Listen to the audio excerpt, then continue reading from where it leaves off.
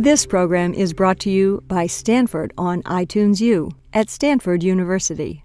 Please visit us at itunes.stanford.edu. I almost always begin with the same sermon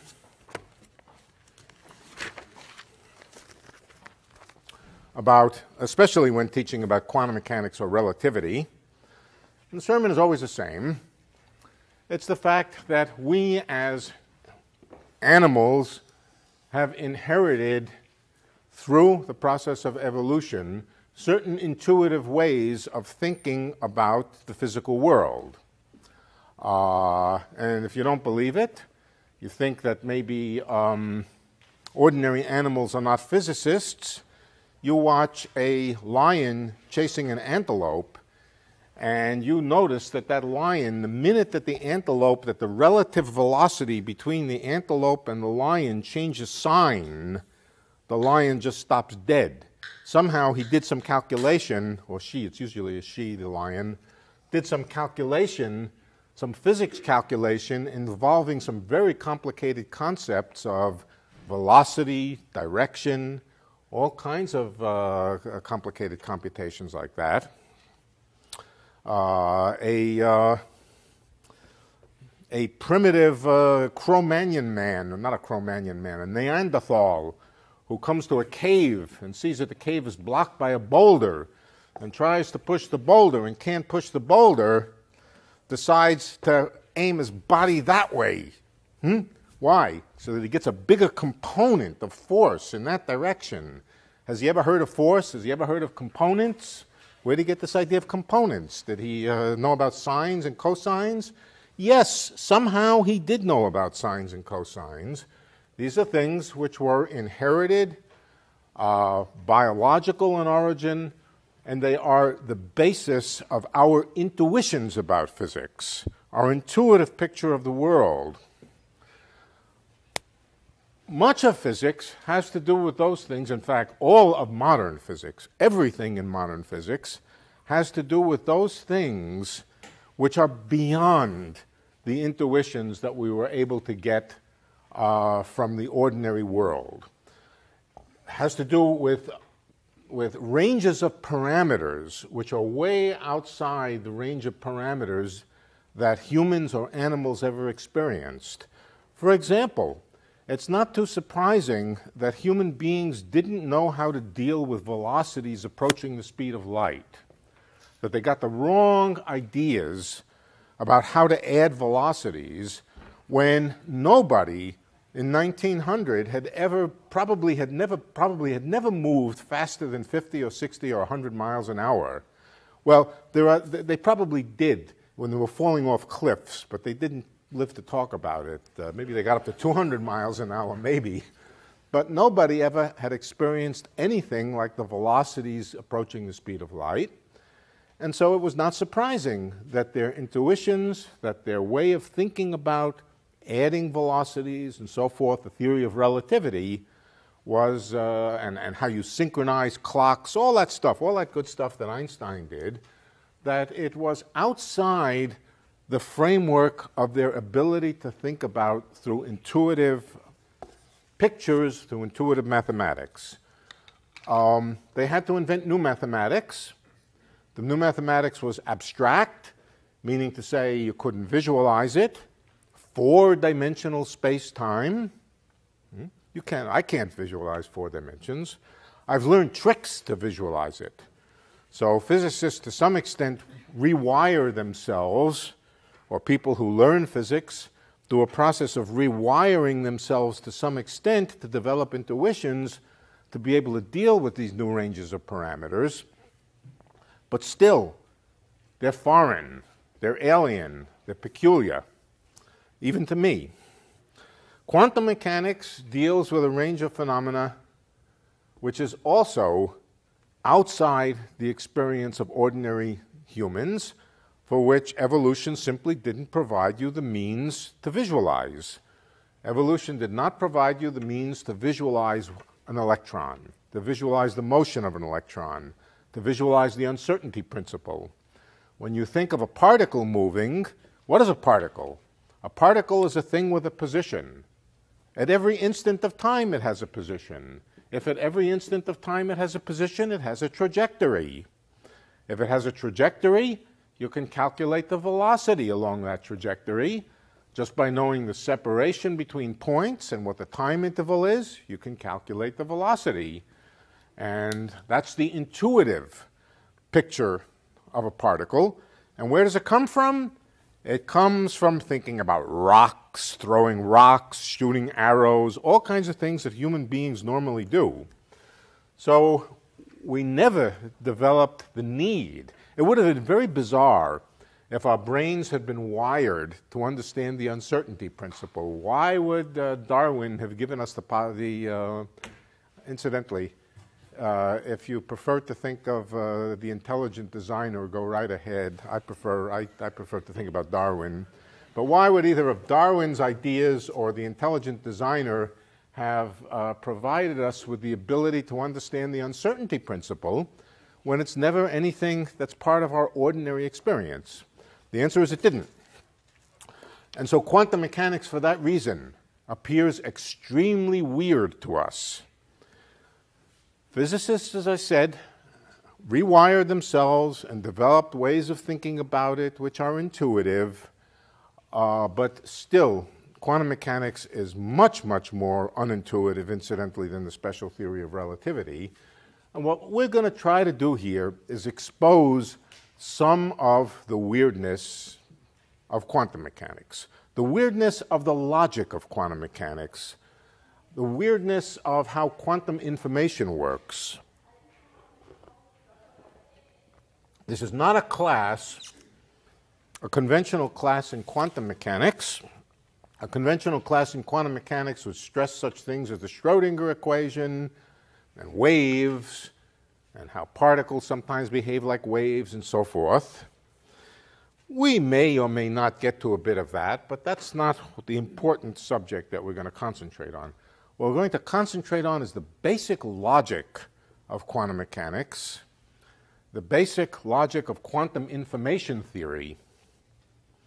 Physics is information. When you say something about a physical system, you're saying something, you're giving some information about it.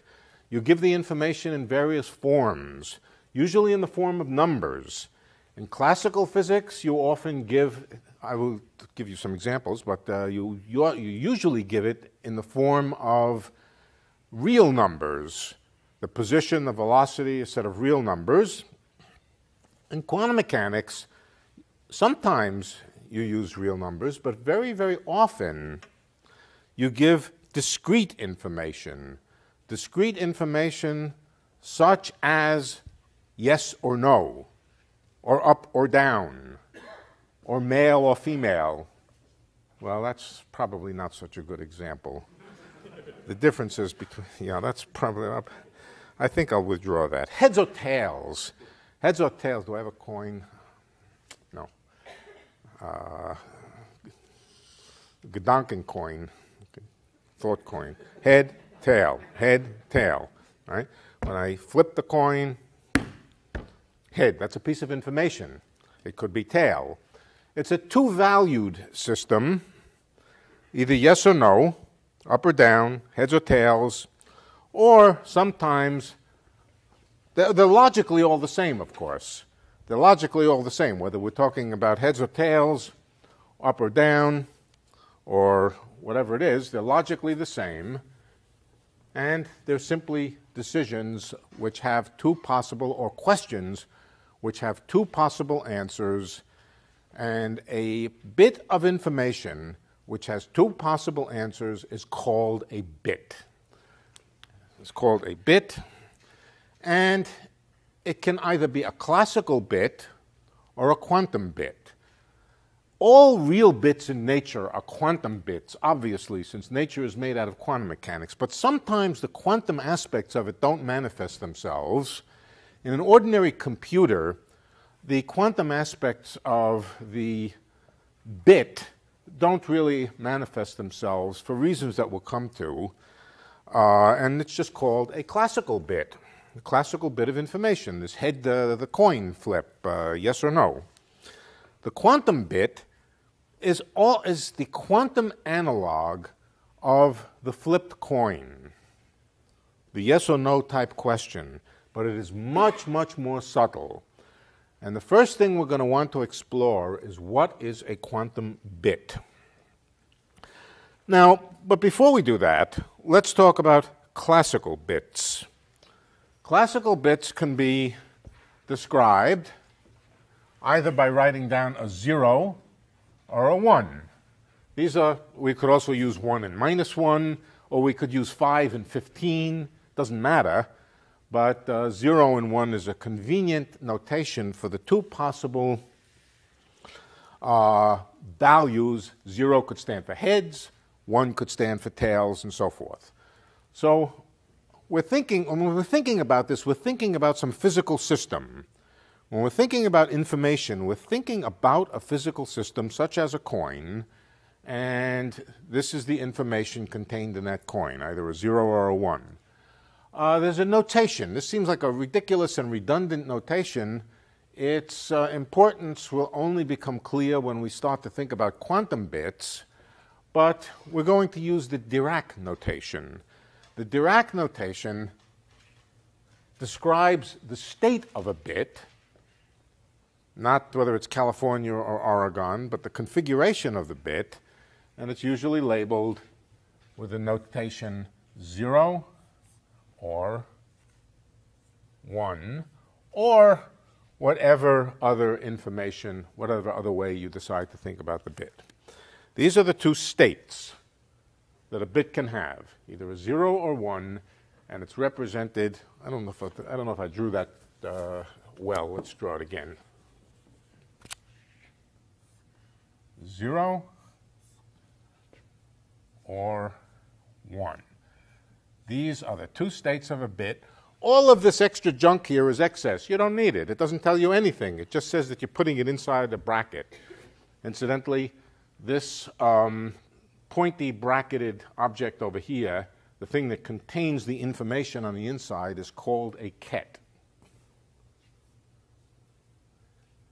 It's called a ket because it's the second half of something which we will later learn is a bracket, or a bracket. There's another half that we haven't exposed yet. Now, what about multi-bits? Supposing you have more than one bit, and we're talking now classical physics. So far, we're not talking about anything quantum mechanical. Supposing we have several coins, and I line them up. I label them so we know which one is which. In fact, just in order to not confuse coins, let's make sure they're different coins. Penny, nickel, dime, quarter, half dollar, silver dollar. Okay, so we have a bunch of coins. We can't confuse them. And we can lay out some information by saying head, tail, tail, head, head, tail. That would be some information about a collection of bits. All right, how would you label that? Well, you would label it with a string of zeros and ones. So, for example, if we, let's take 0 always to stand for head. It's easy to remember. 0 stands for head, and 1 stands for tail for obvious reasons. Right, so my string of coins, heads, head, head, head, tail, head, I would label 0 for head, 0 for another head, 1, 0, 1, 1, for example. That's a configuration of 1, 2, 3, 4, 5, 6 coins. All right? Let's say it was 6 coins. All right? That's a configuration of a multi-bit system, in this case 6 bits. Again, for reasons that add absolutely nothing to this description, we're going to stick it inside a ket. We're going to stick it inside a ket, which is just a kind of notation. It might be a good idea to put some commas between these, but maybe not. Maybe it's just best to leave it that way. That's a specification. It could be the specification of the bits of information inside a computer. It could be just a series of heads or tails or so forth. But before we do anything else with this, let's ask a very simple question. How many possible configurations, how many possible states are there of, well, let's start with 1 bit. If there's only 1 bit, then there are only 2 states. What if there are 2 bits? Well, then you can have up, up, up, down, down, up, down, down. 4. 2 times 2. So for 2 bits, we have 2 squared.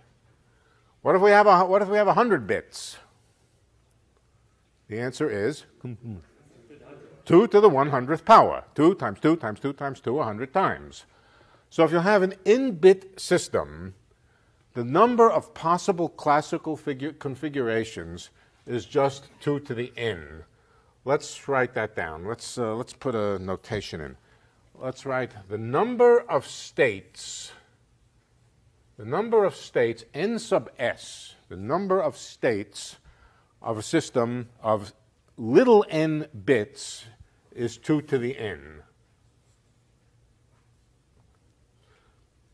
Let's suppose let's invert that first of all. Let's invert, little n is what? Little n is the number of bits. Big N is the number of states. Little n is the number of bits. Okay? So if the number of bits is 4, then the number of states is 2 to the 4, which is 16, and so forth. We can invert this, and we can write, if we knew the number of states of a system, then we can take the logarithm of this equation. Log to the base 2 is particularly convenient. If we take the log to the base 2 of the number of states, that's equal to the number of bits.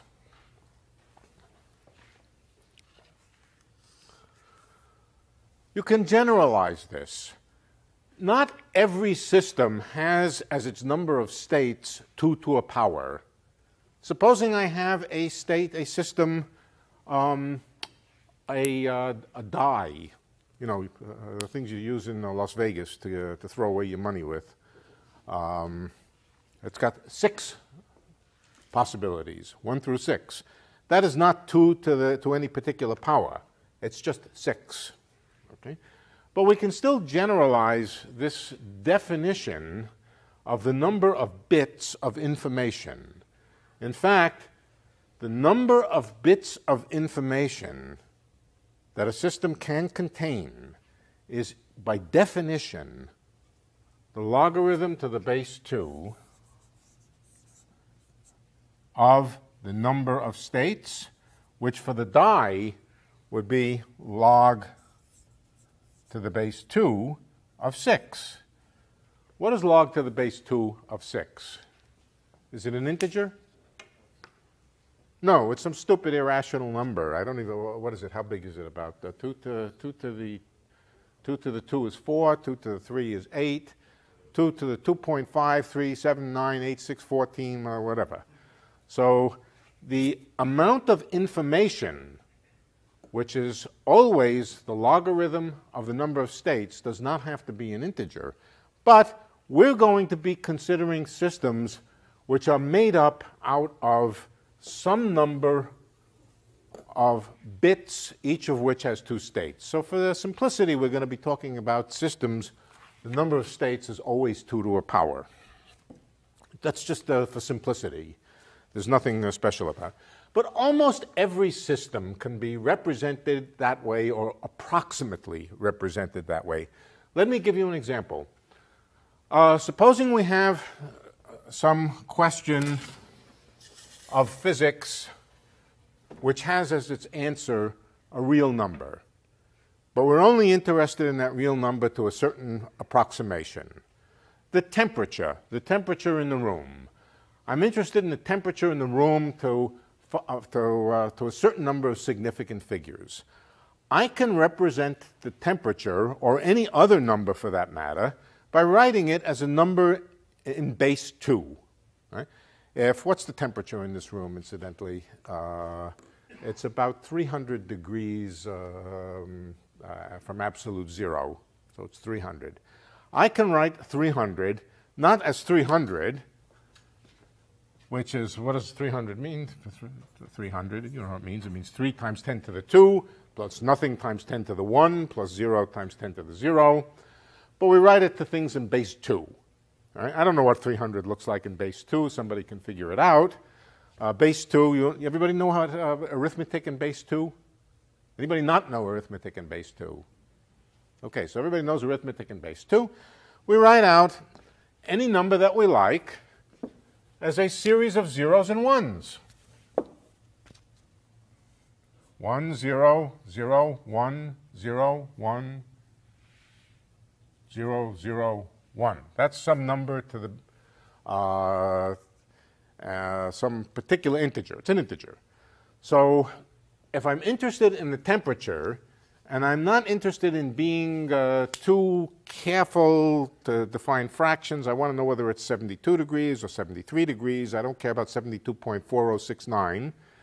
I can write it as an integer, and that integer can be represented as a sum of bits. Not a sum of bits, but as a collection of bits.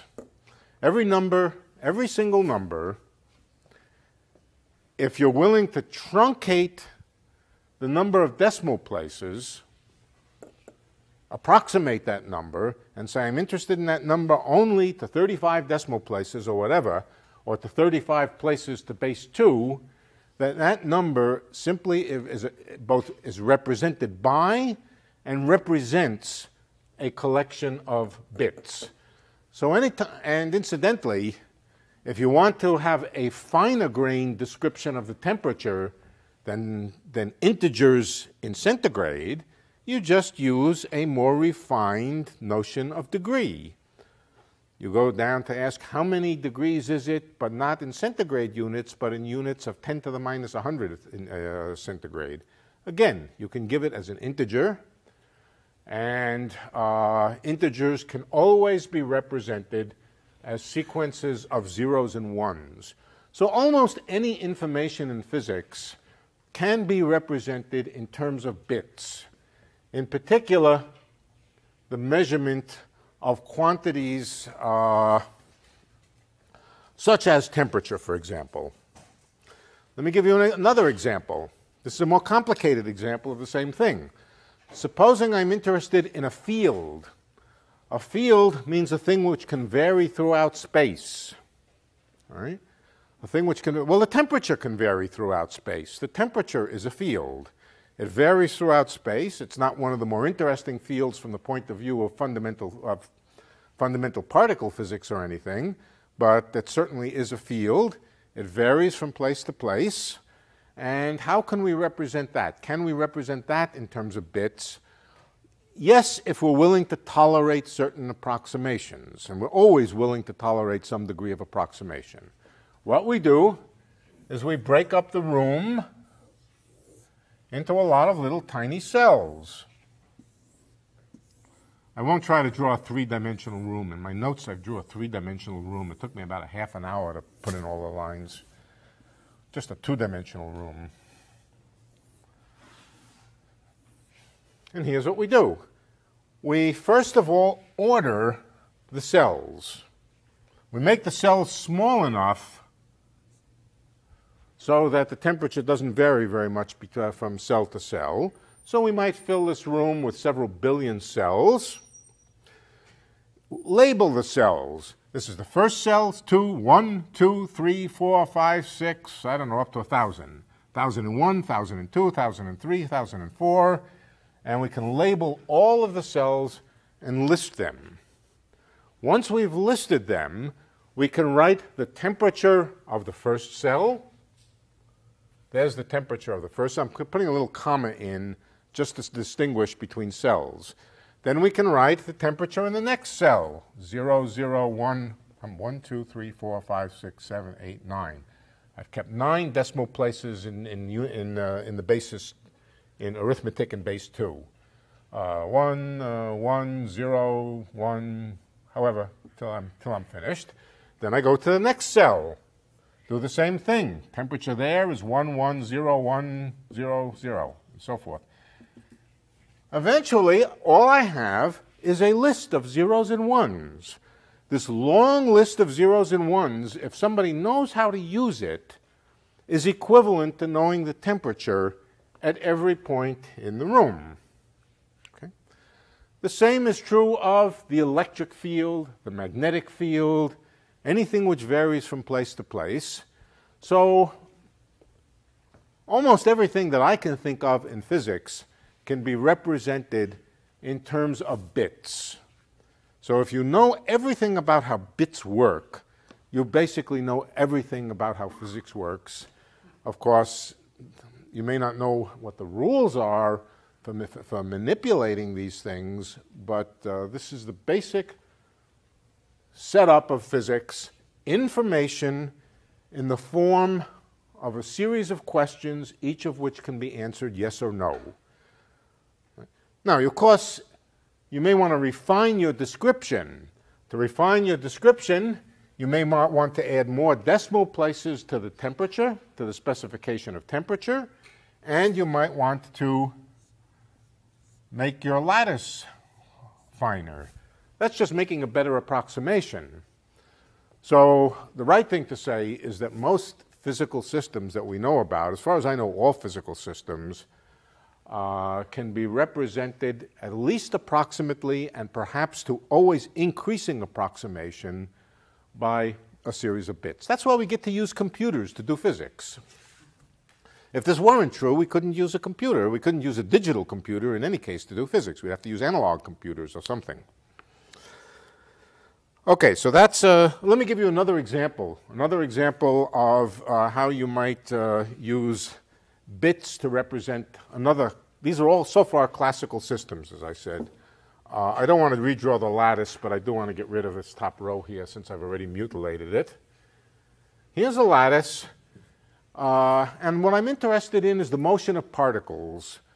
This lattice is just an artificial imposed lattice that I've imposed on the room here, just so that I've divided the room into mathematical cells. And what I'm interested in is the motion of particles moving around in this room. At any given instant, I can ask the question. Let's take a very simple case. Let's take the case where you can't squeeze more than one particle into one of these cells. We can imagine that. The cells are about as big as a particle, in which case you can't squeeze in more than one. Then every cell either has a particle or it doesn't have a particle. We can label the cells that have particles with an X. We can label the cells that don't have a particle with nothing. Or better yet, we can label the cells that have a particle with a 1 and the ones that have no particle with a 0. In that case, this becomes a specification of where the particles are in the lattice. It's no longer the temperature, but the same long sequence of zeros and ones. Now the number of zeros and ones would just be equal to the number of cells in the lattice. What would this number mean? It would mean that in the first cell there's a particle. In the second cell there's no particle. In the third cell there's no particle. In the fourth cell there's a particle. In the fifth cell, no particle. In the sixth cell, particle. And so forth and so on. And so given such a string of numbers, you are given a specification of where the particles are in this room. In that way, again, motion of particles, motion of fields, temperature, just about anything in physics can be represented in terms of bits. Any questions? Right. A bit is by definition a question about a system which has only two possible answers, which you can always take to be yes or no. Used to be a game, 20 questions, where somebody would think of a category, and then you would stand there and ask yes/no questions, and until you tried to figure out what the category was. So that was using the idea of bits. Yes, question. Oh, I just arbitrarily said, supposing we're interested in the temperature to a certain degree of accuracy. Right.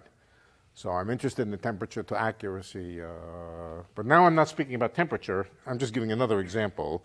these are just examples intended to show you something which is more or less clear. Otherwise, we could not use computers to simulate physical problems, classical physical problems. Yes, right. But you need, for the general real number, you need an infinite number of bits. Right? Any rational number can be represented by a finite number of bits, and the rule, well, that's not quite true. You have to remember to repeat them, but if it's rational, it's going to repeat after some point. yeah, if it's rational, it's going to repeat after some point, right? So, but if it's an irrational number, then you need an infinite string of bits. But in general, we will allow infinite strings of bits, although not in a genuine computer. Well, so far, remember, we're doing classical physics. All right, so far, no quantum mechanics. So I will come, let's see, where, yes, we were going to come to that very, very shortly. Well, let me tell you how, very quickly. An electron, first of all, we're not talking about motion yet. We're talking about configuration. Configuration means the state of a system at a given instant of time. Okay? So the presence of an electron at a given instant of time, let's suppose the nucleus is known to be right over here, and we're not going to ask about the nucleus. The nucleus just sits there. It's a lump on the... All right, so we could say at instant number 1, when we begin the experiment, the electron is over here. In that case, we would write down a string of zeros with a 1 someplace. Pure zeros, 1 electron, pure zeros, except for one place in the sequence where there's a 1. Okay. Now, if we wanted to describe the motion of the electron, we would say, starting with this configuration, we move, and let's use this symbol here to indicate that at the next we've broken up space into a lot of little individual cells. We could also break up time. I thought I had my watch, but I don't. We could also break up our watch into a digital watch which digitizes time, just again as either a convenience or an approximation. And we could say if at digital time number 1 the electron was, or the system was described by 1 electron located at this location, then what happens next? Next, it moves to some new configuration. In this case, it might move over one place. 1, 2, 3, 4, 5, 6. It moves over to the 6th place. 1, 2, 3. Okay. And so forth. So the motion of a system is described by a rule of updating information, how you update it from one instant to the next. All right, so physics basically consists of a physical system consists of 2 things. It consists of a collection of possible states which can be labeled by a collection of bits, and it consists of a time evolution, which is an updating which tells you how to take one collection of bits and replace it by another collection of bits at a slightly later instant of time. I don't know if that answers to actually work out an orbital motion orbiting around here gets confusing, because when you jump from one layer to the next, if this is 1 and this is 100, then 101 is over here. So you don't jump from 100 to 101. You might jump from 100 to over here, which would be 200. So it can be complicated, the updating procedure. It can look complicated, but nevertheless, it's an updating procedure that just updates your state of knowledge at each instant of time. That's classical physics. Now, there are some rules, and we're going to come to them. But before we do, let's define the space of states. This is, and I want to emphasize, we are still doing classical physics.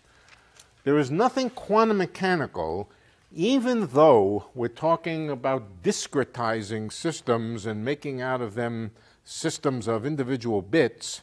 So far, we are dealing with what should be called classical bits.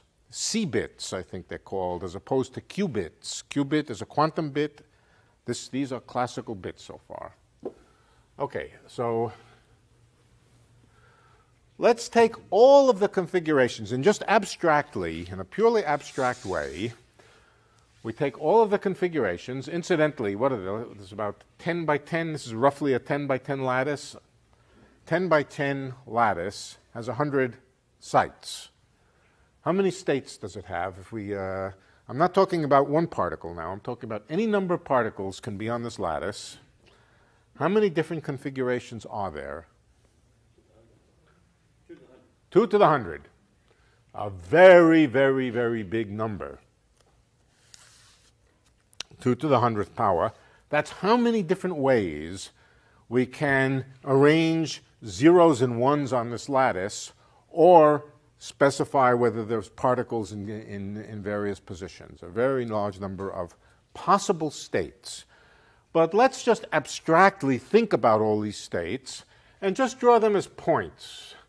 If there are 10 to the 100, I have to draw 10 to the 100 points, which I'm not about to do. These are the various states. These are not the lattice points. These are the various states. For example, for one bit, if I had only one bit, then the space of states would consist of only 2 points, up and down, and I would just draw 2 points. This would be the space of states of a simple 1-bit system. Now let's ask, what are the possible laws of updating? In other words, what are the laws of motion? The laws of motion are the laws for updating configurations. What are the possible laws of updating? Well, here's one possible law of updating. This could stand for heads, this could stand for tails. Let's think about it in terms of coins for the moment. This could stand for heads, this could stand for tails. All right. If we start with heads, if I had a coin, we would do it. Here's heads and tails. Heads, tails. All right. One possibility is very simple. If you start with heads, it stays heads. Nothing happens. If you start with tails, it stays tails. Nothing happens. That's a law of updating. It's not a very interesting law of updating. How would you draw that? Well, here's how we'll draw it. Heads goes to heads. We'll make an arrow. If we start with heads, it stays heads. If we start with tails, it stays tails. So we draw an arrow from what you start with to what you end with. What's another possible law of updating? Here's the law of updating.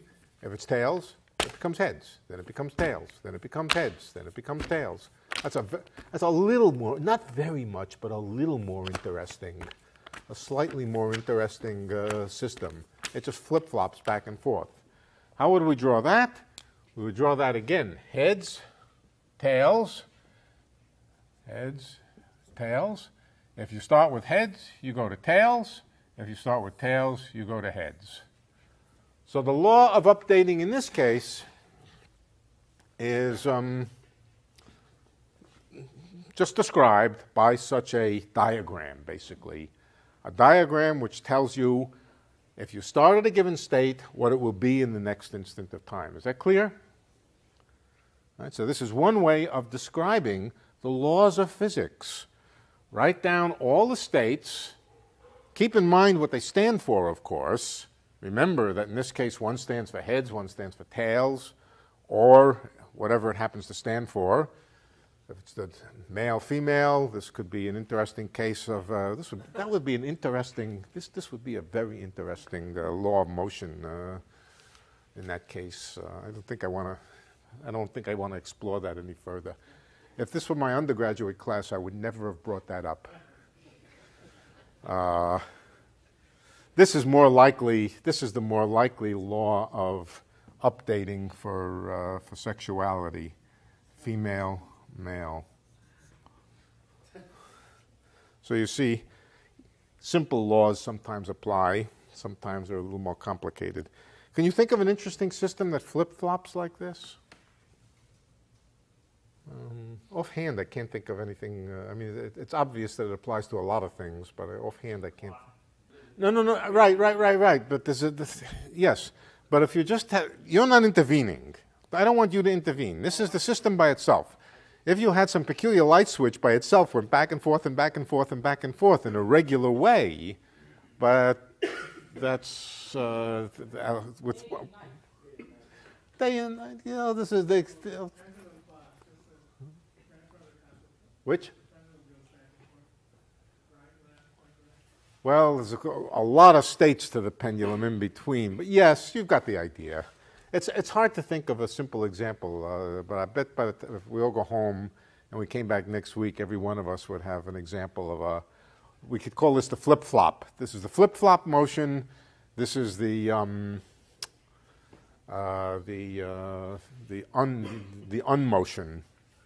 Okay. Well, we can extend this. If we know what the space of configurations is and we lay them all out, either abstractly in our mind or actually just write them on the blackboard, then the motion of the system can be represented by a series of arrows, where I'm getting tired, but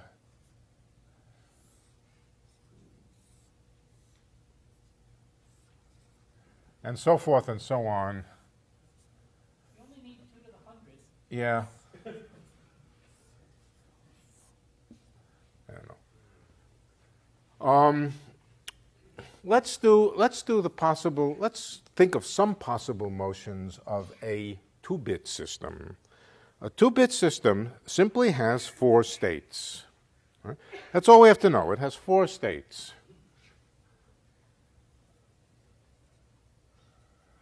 Well, here's one possible motion.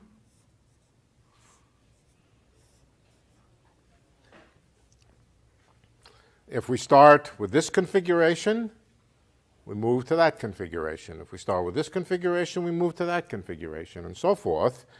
If we watched what actually happened with time, the system would move from one configuration to the next around a closed loop. Now, the closed loop is not necessarily a closed loop in space. It's a closed loop in the logical space of possibilities here, logical space of configurations. That's one possible thing that could. Here's another one. Perfectly good.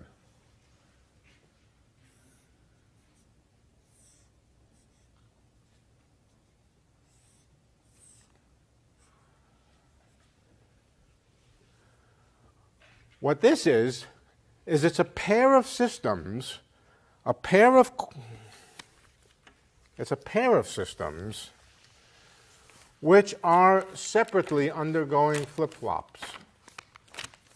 Each one undergoing flip-flops. This one is flipping and flopping. This one is simultaneously flipping and flopping. If we start over here, let's see what that stands for. That stands, for example, for both heads. It could stand for both heads. Then we go to both tails. Then we go to both heads, then we go to both tails. Or we could start with one head, one tail, and do this. That's what this is. This is a pair of systems flipping and flopping. There are other possibilities.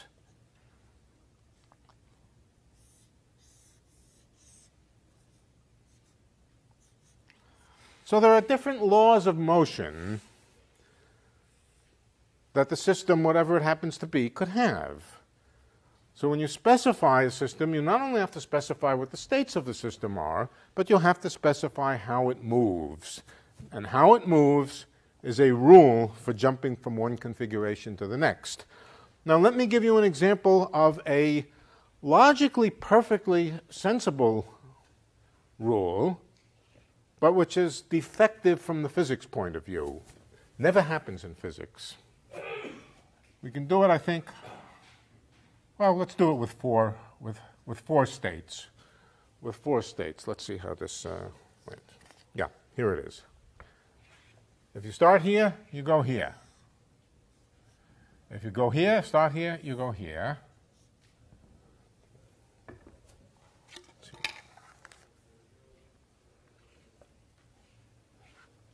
Excuse me one moment.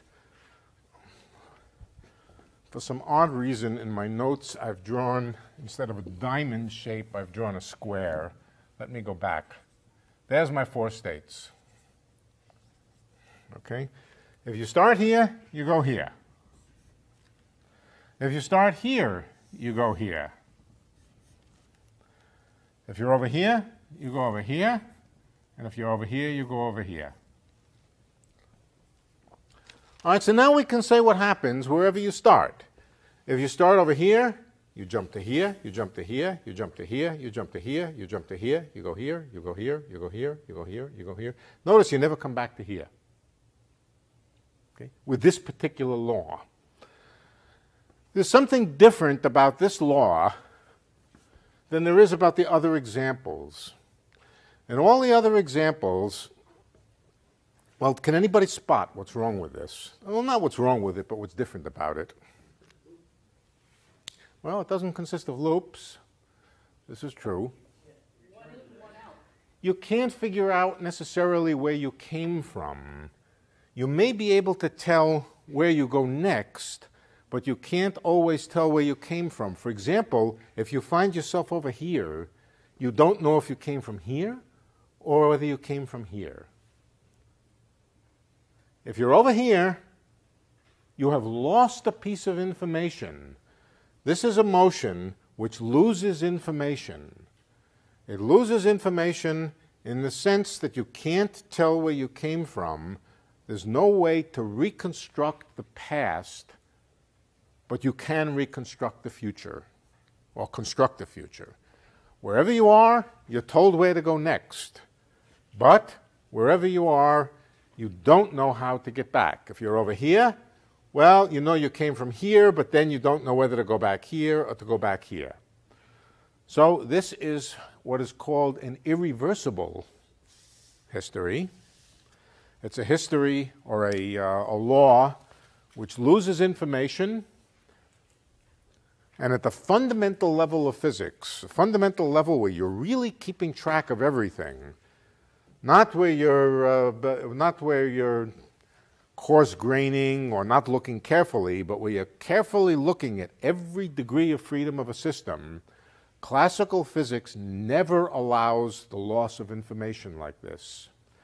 There is a unique future point wherever you are, and there is a unique past point wherever you are. Okay? That is one of the laws. It's not necessarily a law of logic. It is something which is true of all physical systems, that they are reversible in that sense. Yeah. Let's say I change state twice. All right, and I'm over here. 1, 2, or 1, 2. I don't know if I came from here or here. Right. We could give this property a name. We could give it the uniqueness of the future point and the uniqueness of the past point. We could invent a name for it. We could call it unitarity.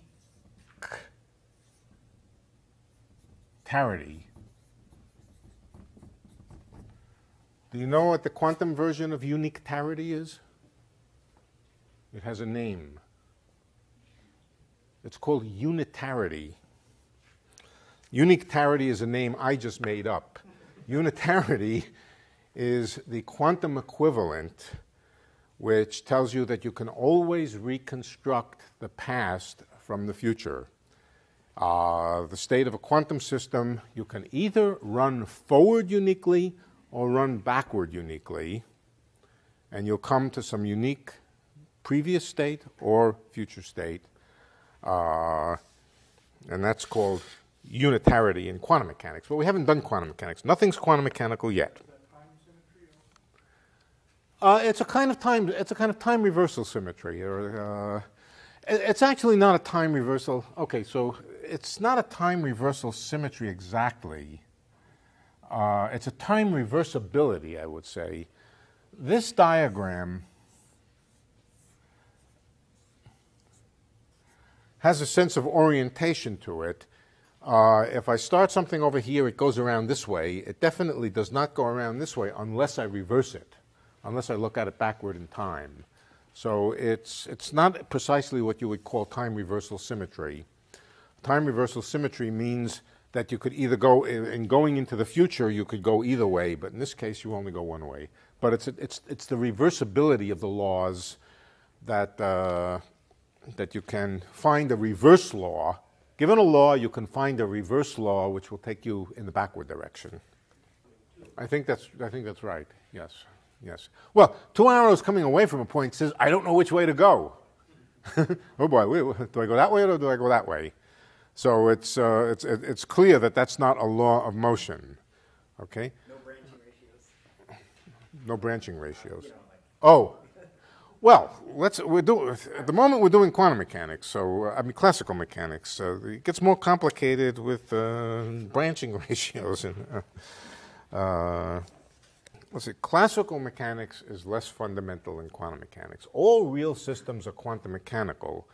The question why some of them suppress the quantum mechanics and you don't see it is a question which we'll try to answer as we go along. But we might ask it at the quantum level, and at the quantum level I think we can give a better answer. But ultimately, at the end of the day, it seems to be a law that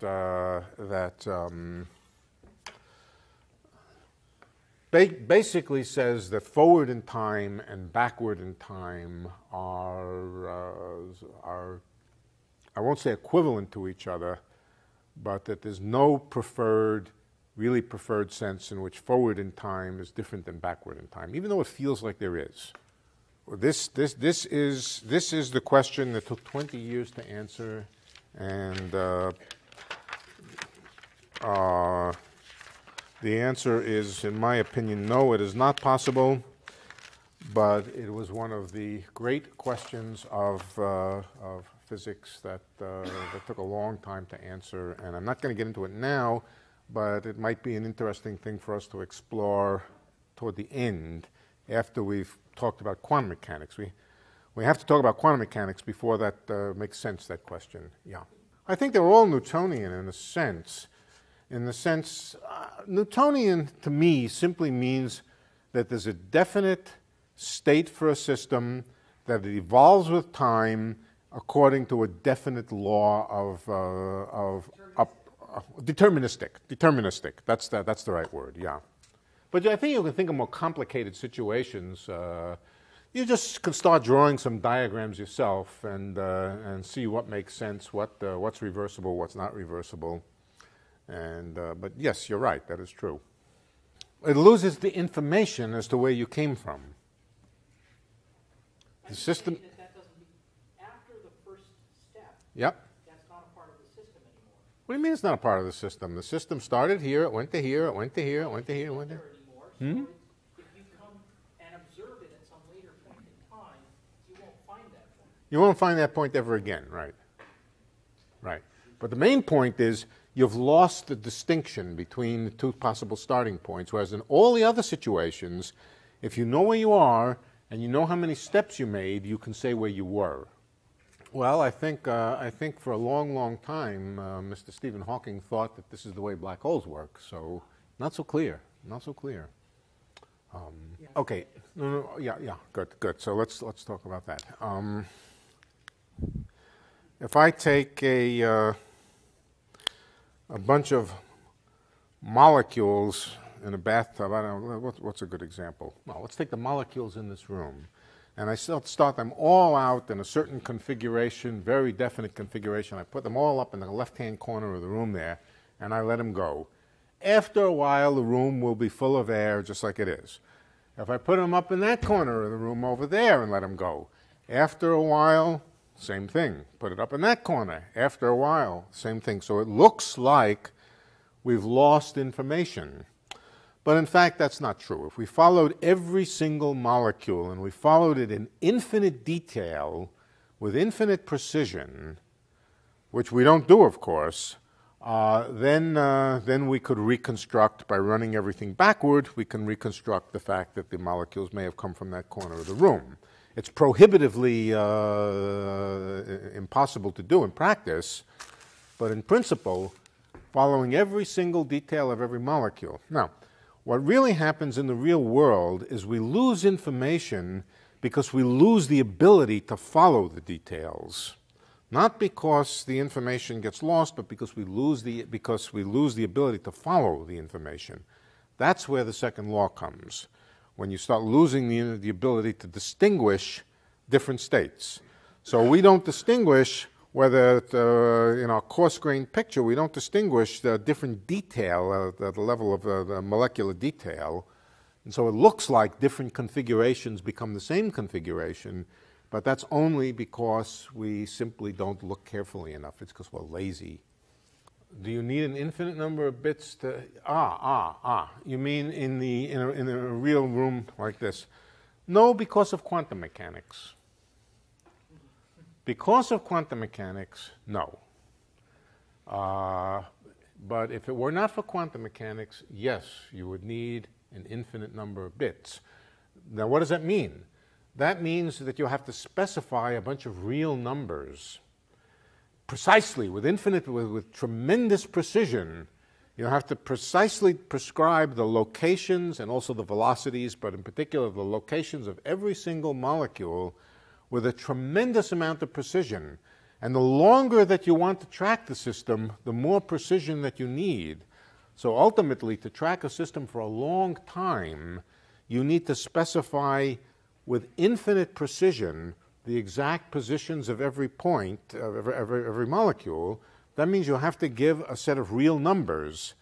A set of real numbers involves, as you say, an infinite number of bits. So the answer is for a collection of real particles moving around that you really try to follow classically, depending on how long you wanted to follow it, you would need more and more bits to describe it. Yes, that's right. If the room were really sealed, let's idealize this room so that nothing can get into or out of the room. All particles bounce off, reflect off the walls of the room, so that it's an entirely sealed up room. Then the room can be described discretely because of quantum mechanics, at least up to some energy. If we know that the energy isn't arbitrarily high, then we can describe it by a discrete collection of variables that has no exit. So let's see. Yeah, so we could, to make such a thing, we could just reverse all the arrows. Here is an example. It doesn't actually have no exit, it just exits back to itself. No, this one has no exit. No, it just exits to itself. Well, then if I want it to exit to itself, I have to do this. Yes, that's what I'm just saying. We could do that, but as I drew it, it had no exit. Huh? But let's think about what it means. I'm not too interested in what here. The question is, what happens when you're over here? All right? When you're over here, you have two ways that you could go, and you don't know which way to go. So it's not deterministic. It doesn't know whether to go this way or this way. It might go half the times this way, half the times this way. You might need some statistical rule. 50% of the time or 30% of the time it goes this way, 70% of the time with random statistics. That would be non-deterministic. Okay? So it seems that the real laws of nature are both deterministic forward in time and backward in time. That's the implication of not having loose ends floating around like this. That they're deterministic either way, so that wherever you are, you can either trace forward uniquely or backward uniquely. And that is all of classical physics in a nutshell. You've now taken a complete course in classical physics. There's nothing that does not fit that pattern, at least to an arbitrarily high degree of approximation. Let's take a 7-minute break. Well, I was going to jump to quantum mechanics, but before I do, I want to do a little bit of mathematics, elementary mathematics. Most of you know it, but nevertheless, let's lay it out. Matrices and vectors.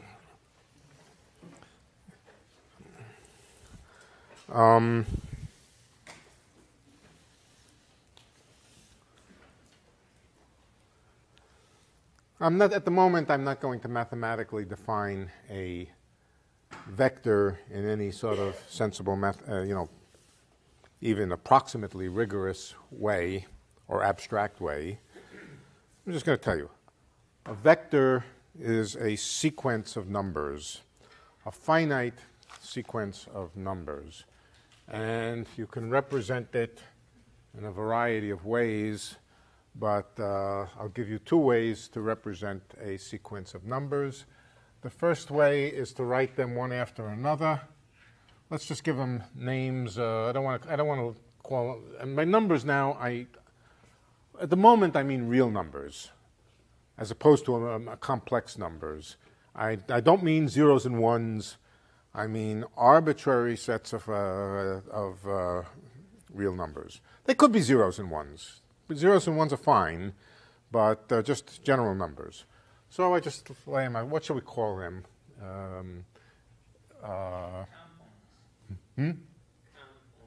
Yeah, they're called components, but I want a letter for them.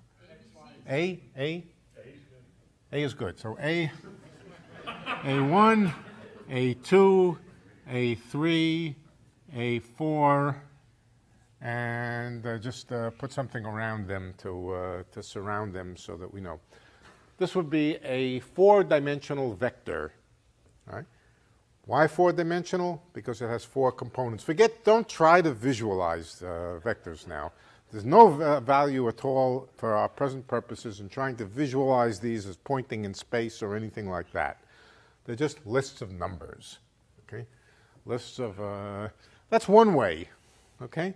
There's another way that we can list the same set of numbers. Put them in a column. A1, A2, A3, A4.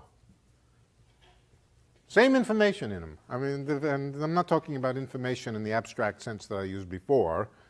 Same thing. Sometimes it's useful to write it this way. Sometimes it's useful to write it that way. You'll find out as we move along. When it's written in this form, it's called a row vector. When it's written in this form, it's called a column vector.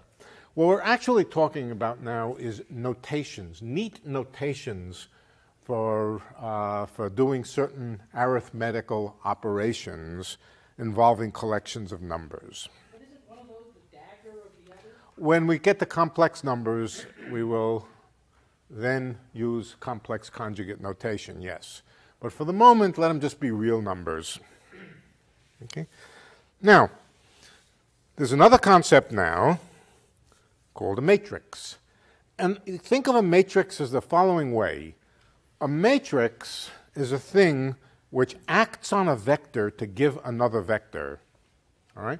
So it's a kind of machine. You put the vector into the machine and out pops another vector according to a particular rule. Oh, no, sorry, before we do that, let's imagine a particular column vector and another different row vector.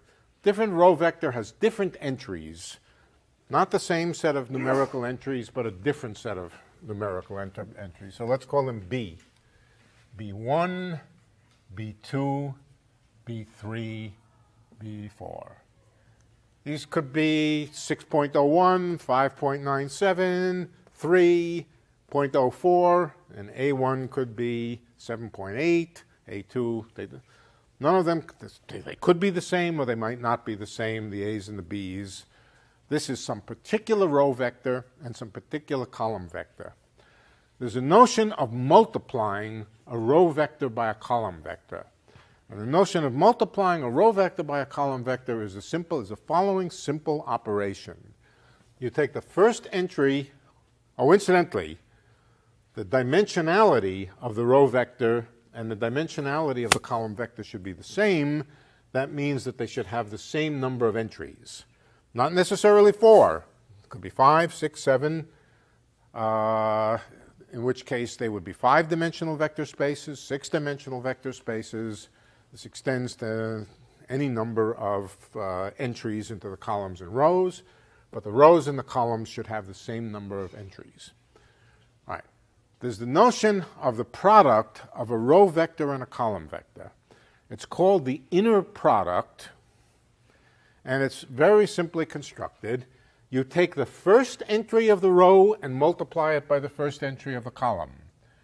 You add to that the second entry times the second entry, plus the third entry times the third entry, plus the fourth entry times the fourth entry. So the product of these two, which you could just write as B next to A, that product, the inner product, is B1A1 plus B2A2 plus B3A3 plus B4A4. It's a number. It's not itself. The product of these two vectors, the inner product, is not another vector. It's not a matrix. It is just a number. The numerical value is just gotten by adding up the column, the row times the column in just this form. B1A1 plus B2A2 plus B3A3 plus B4A4. Is that clear? Don't ask me why. That's definition. Is this what you call the dot product? Yeah. Yeah. If we were talking about ordinary vectors in space, it would be the dot product. Yeah. Yeah. More abstractly, for abstract vector spaces, it's called the inner product. But yes, it is the same as the dot product for 3-dimensional ordinary vectors in space, where these would be the components of the vector. Yeah. Okay, now there's the concept of a matrix. And a matrix, as I said, is it's an operation that you can do on a vector to give a new vector. All right? But it's not any old operation. There are a particular family of operations that are characterized by matrices. A matrix is represented by a square array of numbers. Let's call the entries M. All right, so in the first place we put M11 to indicate that it's in the first row in the first column. Then M12, then M13, then M14. Okay. What should I call this one? 2-1. It's in the second row, but the first column. This is in the second row, second column. Second row, third column. Next one, M31, M32, M33, M34, and M41, M42, M43, M44. Now, as I said, I've chosen 4 dimensions just arbitrarily. 4 is about as big as I want to handle on the backboard, and it's big enough to be a little abstract so that it's general enough to see what's going on. All right, that's what a matrix is. That's all it is. Now you can think of each column as a column vector whose components are labeled by the first entry here. Okay? Each one of these can be thought of as a column vector where the first entry labels the column entry. Or you can think of it as a collection of row vectors where it's the second entry which labels the component. Either way, You can think of it both ways at the same time, a collection of column vectors or a collection of row vectors. But altogether, it forms a matrix. Now, matrices can multiply vectors. So let's put a vector over here. A1, A2. I should line them up more carefully. A1, A2, A3, A4. And when you, I don't know, I've done a reasonable job of keeping rows and columns underneath and next to each other. But if you like, draw some imaginary lines to separate them into rows and columns. All right, this matrix acts on this vector to give a new vector. What is the new vector? And here's the rule. I've made the vector wide because each entry is going to be a fairly complicated expression, but it is just another vector. It's another column. It's a column which I've had to draw wide in order to be able to fit in everything I want to write down. Here's what you do. If you want to find the first entry into this column, into this row, you take the first row and you multiply it by the column. The inner product of the first row with the column here. So what is that? That's M11 times A1 plus M12 times A2 plus M13 times A3 plus M14 times A4.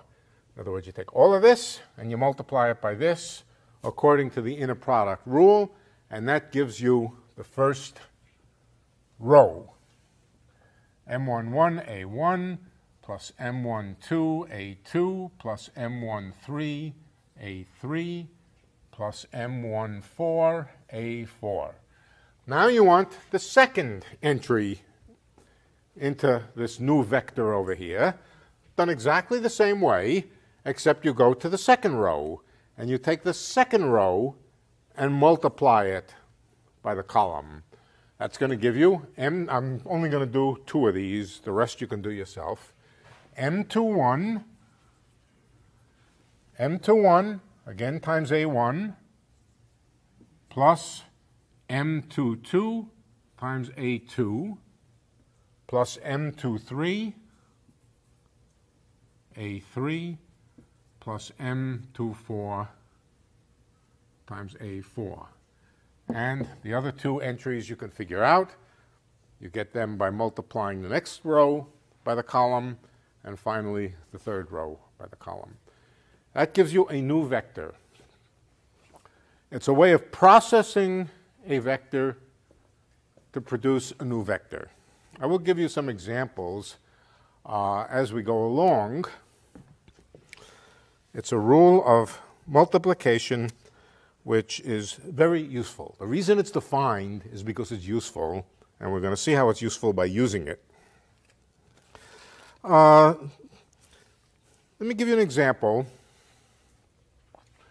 of how a matrix, how the idea of a matrix can represent the time evolution of the configuration of a system. Supposing, again, we have our configuration space. Let's label them. Let's label them.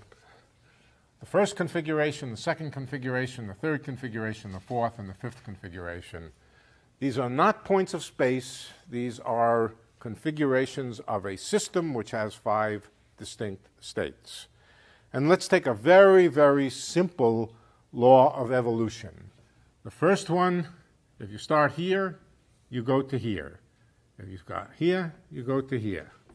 If you start here, you go to here. If you start here, you go here. And what do I do from here? Go back. No, well, no, that one, that's no good. That's disallowed, I think. Is that disallowed? I think that's disallowed. I think that's disallowed. Yeah, that's disallowed because if you find yeah, that's not reversible. That's not reversible. That's not what I wanted to hear. What I wanted to hear is that you go back to here. Okay. So this is just a 1 goes to 2, 2 goes to 3, 3 goes to 4, 4 goes to 5, 5 goes back to 1. It's a cycle. Okay. Here's another way to represent the same thing. We can represent the state of the system by a column vector. And the column vector, we simply insert a 1 someplace. If I want to represent the first state over here, I put a 1, and then a bunch of zeros. 1, 2, 3, 4, 5. 1, 2, 3, 4, 5. This simply represents the first state. What about the second state? The second state I'll represent by 0, 1, 0, 0, 0. The third state by 0, 1, and so forth. So the states of a system can be represented by a column, but a particular kind of column, a column with all zeros and a 1 someplace. Where is the 1? Namely, whichever state you're focusing on. If you're focusing on the 5th state, put the 1 in the 5th entry here. Okay? Now, what is this rule of evolution? The rule of evolution says that if you have a 1 someplace, then in the next instant of time, the 1 moves down. So if you start here, the 1 moves down to here. In the next instant, it moves down to here. Next instant, it moves down to here. Next instant, it moves down to here. Then where does it go? Up to the top. All right. So there's a procedure that you do on this column to tell you where the system goes in the next instant of time. That process can be represented by a matrix. So let me show you the matrix that represents that. The matrix is an operation on a vector which you can think of in this case as the updating operation, the operation which updates the vector. So here it is. Let's see, we put 0, 1, 0, 0. This is 5-dimensional, so I need 5. 0, 0, 1, 0, 0. 0, 0, 0, 1, 0, 0, 0. I'm sorry, I'm going to make this 4-dimensional. I'm getting sick of it. I don't like 5 dimensions. 5 is too many for me. Right. 1, 0, 0, 0. Let's try it out. Let's try it out on this vector right over here. This represents the third state. What happens if we act with this matrix on the third state? Let's just try it out. Let's see what we get. Well, the first entry up on the top is gotten by taking the top vector and multiplying by the column. 0 times 0 plus 1 times 0 plus 0 times 1 plus 0 times 0. What's the answer? 0. Next place, 0 times 0, 0 times 0, 1 time, 1 time, whoops, whoops, whoops. I did it. Okay. Yeah, right. Instead of going down, it's going to go up. But it's okay. Up and down, we just turn the whole thing over. Would you prefer? Let's just let's get it right. Let's get it right. 0, 0, 0, 0. Where did I have it before? I had it over here. Yeah. 1, 1, 1, 1, and then up here, 1. Okay. So let's start over again. What's up on the top? 0 times 0, 0 times 0, 0 times 1, 1 times 0. We're still okay, 0. Next one, 1 times 0, 0 times 0, 0 times 1, 0 times 0, still 0. What about the third place? Oh, please, please, please, God. 0 times 0, 1 times 0, 0 times 1, 0 times 0. It's still 0. But now in the last place, I have 0 times 0, 0 times 0, 1 times 1, and 0 times 0. So 1.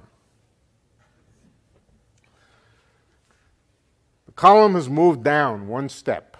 Now you can check for yourself. Here's your homework. Check that any place that you put this 1, it will move down by 1 step till it gets to the bottom. And then it'll recycle and go up to the top. Okay? So that's a little thing to check.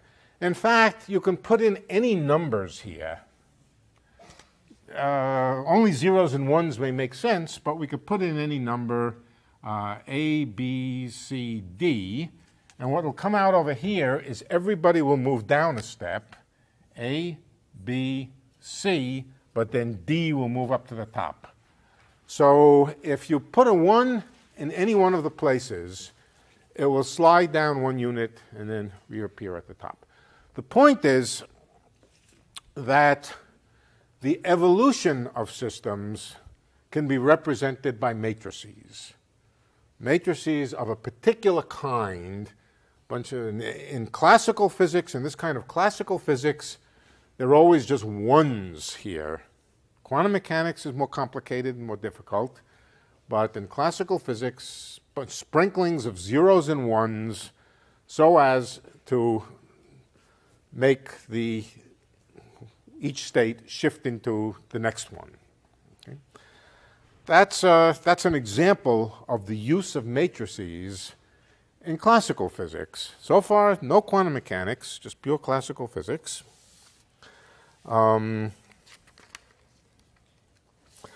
There is an interesting, well, all right, this will do for the time being. We'll come back to it. So that's an example of matrix algebra, matrices multiplying vectors. What about matrices multiplying matrices? Why might we want to multiply matrices by matrices? Well, here's the idea. Supposing we wanted to upgrade or update a second time. To update a second time, what we would do would be to apply the same matrix to the resultant that we got. In other words, let's write it this way. Let's write it abstractly. We have a matrix M, which we multiply by a vector V to get a new vector V prime. Okay? That's just abstract notation for writing a matrix and a vector and getting a new vector. That's updating the vector V to a new vector. Let's update it again. Let's go one more interval of time. How do we do that? Well, what we do is we write M times V prime equals V double prime. We would do the same updating trick, except now update V prime instead of V, and we would get V double prime being the state of the system after 2 units of time. But we could also write that by realizing that V prime is M times V. We could write this as M times V is equal to V double prime. This just means we apply the matrix twice. We can also think of it as squaring the matrix M and then multiplying it by V. So how do you square a matrix? Or how do you multiply one matrix by another matrix? This is what you would do if you would want to update twice, once with one matrix and then once with another matrix, or the same matrix. How do you multiply matrices? And the answer is basically the same kind of rule. I will do it now for 2 by 2 matrices because it's getting too complicated even for 4 by 4 matrices. For a 2 by 2 matrix, we have M11, M12, M21, M22, let's call it some other matrix n, n11, n12, n21, n22. The result of multiplying a matrix by a matrix is another matrix. It's another matrix, and we do it in a very similar manner. Supposing we want the 1-1 entry here. We get the 1-1 entry by taking the first row and multiplying it by the first column. M11 times N11 plus M12 times N21. Same kind of inner product, and we put it over here. Now supposing we want the next entry. For the next entry, we take the first row, because after all, we're interested in the first row up here. We take the first row, but multiply it by the second column over here. So what would be over here would be M11 times N12 plus M12 times N22. I'm not going to write it all out. Now we can move down to the bottom. To the bottom, if we wanted this entry, we would take the bottom row and multiply it by the first column. If we want the last entry over here, we would take the bottom row and multiply it by the last column. So we multiply matrices by the same kind of pattern that we multiplied matrices times vectors. We can simply think of it as multiplying this matrix by this vector, putting it over here. Multiply this matrix by this vector, put it over here. Okay? So there's a notion of multiplying matrices. And what multiplying matrices does is it gives you a new matrix which updates you not by one interval of time, but updates you by two intervals of time. If you wanted to short circuit the problem of updating, and you wanted to update the state of a system 5 units of time, what you would do is multiply the matrix together 5 times. You do it in sequence.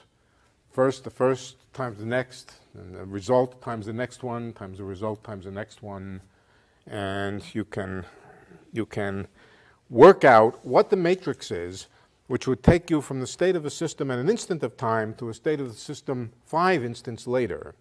So matrix multiplication, multiplying matrices by matrices, is also an important concept. Okay. One last example of matrix algebra involves row vectors. Supposing you have a row vector and you want to multiply it by a matrix.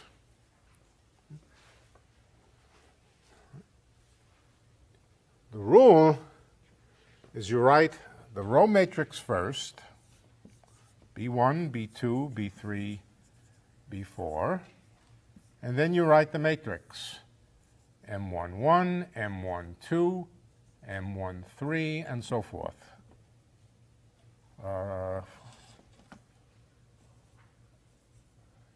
M14, dot, dot, dot, dot, dot, dot, dot, dot, dot, dot, dot. Tired of writing M's. Well, what's the result going to be? The result is going to be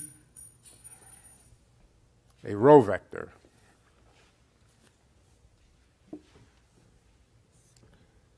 And here's the way you get the entries of the row vector. The first entry of the row vector you get by taking the original row vector and multiplying it by the first column vector over here. That product is the first entry. Then you take the original row and multiply it by the second column. That gives you the second entry. Then you take the original row and you multiply it by the third column. That gives you the third entry over here, and so forth. You see the pattern? It's always multiplying rows by columns and putting the result in the right place, in the right row and column. In this case, a row vector times a matrix is another row vector. A matrix times a column vector is another, here it is. A matrix times a column vector is another column vector. And a matrix times a matrix is another matrix. Get familiar with that. Work out some examples. Work out some examples of your own devising. Just put some numbers in. Multiply row vectors times matrices, matrices times column vectors, and matrices times matrices, and get the experience of working out how these things work. Do it for 2 by 2, for 3 by 3 matrices, and you'll get familiar with it because we will use it over and over and over again. In fact, that's the primary mathematical operation of quantum mechanics, is multiplying rows and columns times matrices. If you know how to do that, and you're familiar with it, and you can read off the answers easily, you've got all of the basic mathematics of quantum mechanics. It would help to have a little bit of calculus to go with it, but the basic new thing is matrix multiplication and column vectors and row vectors. So please, practice with it a little bit. I should have made up some examples for you to do, but you can make up your own. They're very straightforward. Okay, we're getting close to 9 o'clock. Are there any questions? Next time we're going to start talking about qubits, quantum bits, and how quantum bits are very different than classical bits. Question? Yes? What's your name? My name?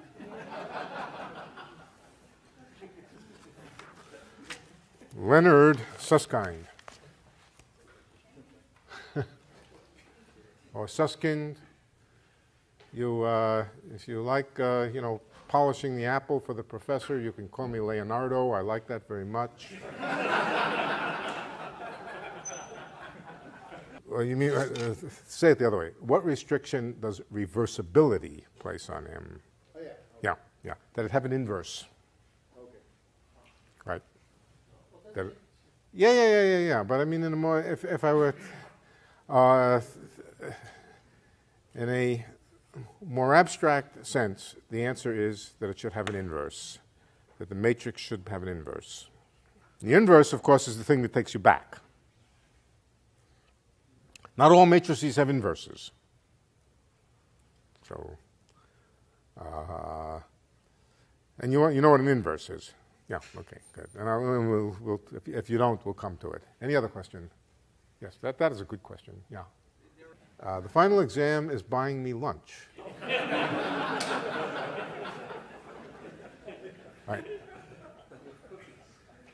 That's a lot of lunches out there, boy. Look, nobody asks me about grading the class. Nobody, I mean, a lot of you have been here before, so you know my policies. My policies are you're here to learn physics. There is nobody here who is here for a degree, or if you are, then I'd be glad to give you a numerical grade if you need one. In fact, if everybody needs a numerical grade. I know that there's an enormous difference in the level of preparation of different people here. And to compare you in an exam setting wouldn't make sense, because I do know that there's an enormous difference. I know that everybody here is here because you want to be here and you want to learn physics, and not because you have to be here. So my policy is to either not grade the course at all, or if somebody needs a grade in order for some particular purpose, to give a D minus, lowest possible grade, lowest possible passing grade. All right, so it's. I didn't tell you what it's for yet. I gave you, that's right, I gave you an example of how you can use it to implement the idea of updating a vector from one instant to another. It's one example, but I haven't told you yet why we're doing this. I often spend an hour talking about qualitative aspects of physics. In this case, it was, how do you abstractly think about deterministic physics? abstractly in terms of bits and so forth, and then spend some time doing some mathematics, which really I won't tell you what it's for until the next time. But I want to make sure, since I'm going to start doing some quantum mechanics the next time, I want to make sure that everybody will recognize the little algebraic little bit of manipulations that we'll do and have the mathematics for the next time. So it's really for the next time that I set this up. Yeah? Do you promise to tell us next time why? I think you will see. I think it will be clear. I think it will be clear. Right. I think it will be clear. Yes, I do promise to tell you why. Yeah. No. Is that Quantum Junkies? Is that what it's called? That.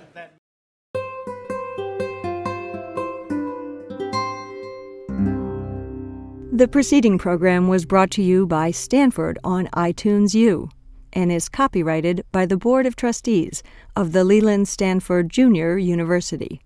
Please visit us at itunes.stanford.edu.